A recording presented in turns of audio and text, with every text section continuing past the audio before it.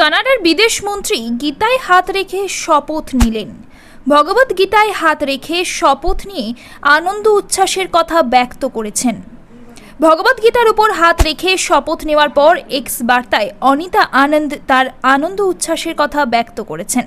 তিনি লিখেছেন, কানাডার বিদেশ মন্ত্রী হতে পেরে আমি নিজেকে সম্মানিত বোধ করছি। প্রধানমন্ত্রী মার্ক কার্নের সঙ্গে কাজ করার সুযোগ পেয়ে গর্বিত। আমাদের সরকার প্রতিটি কানাডাবাসীর জন্য একটি সুরক্ষিত স্বচ্ছ পৃথিবী গড়ে তুলতে অঙ্গীকারবদ্ধ।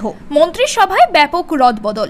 কানাডার প্রধানমন্ত্রী মার্ক কার্নে ভারতীয় বংশোদ্ভূত অনিতা আনন্দকে নতুন বিদেশ মন্ত্রী করলেন। মেলানি জোলিকে শিল্প মন্ত্রকে সরিয়ে বিদেশ মন্ত্রীর চেয়ার দেওয়া হয়েছে অনিতা আইনজীবী, শিক্ষাবিদ ও রাজনীতিক আনন্দ হলেন কানাডার প্রথম ক্যাবিনেট পদমর্যাদার হিন্দু মন্ত্রী। মঙ্গলবার প্রধানমন্ত্রী কার্নে 38 সদস্যের মন্ত্রিসভা গঠন করেন, যার মধ্যে 28 জন মন্ত্রী ও 10 জন প্রতিমন্ত্রী রয়েছেন। মন্ত্রিসভার শপথের পর প্রধানমন্ত্রীর সরকারের অগ্রাধিকারের কথা ঘোষণা করেন।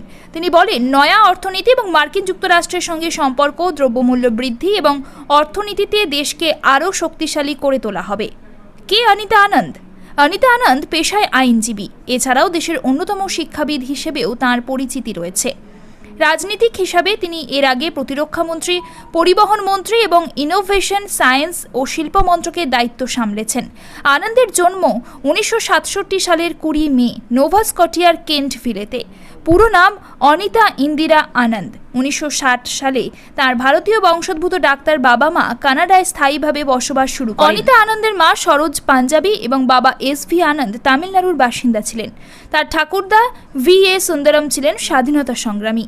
তার দুই বোন গীতা আইনজীবী ও সোনিয়া ডাক্তার। লিবারেল পার্টি ওয়েবসাইটের তথ্য অনুযায়ী তিনি মেধাবী গবেষক, 4 সন্তানের মা।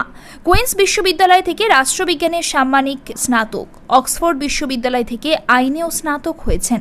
এরপরেও ডালহৌসি বিশ্ববিদ্যালয় থেকে আইন এবং টরন্টো বিশ্ববিদ্যালয়ে স্নাতকোত্তর পাশ করেন। আনন্দ কোভিড-19-এর সময় কানাডার পাবলিক সার্ভিস অ্যান্ড প্রকিউরমেন্ট মন্ত্রী ছিলেন। রাজনীতিতে যোগদানের আগেই কানাডার বেশ কয়েকটি সুনামের অধিকারী কলেজ, বিশ্ববিদ্যালয়ে আইন পড়াতেন।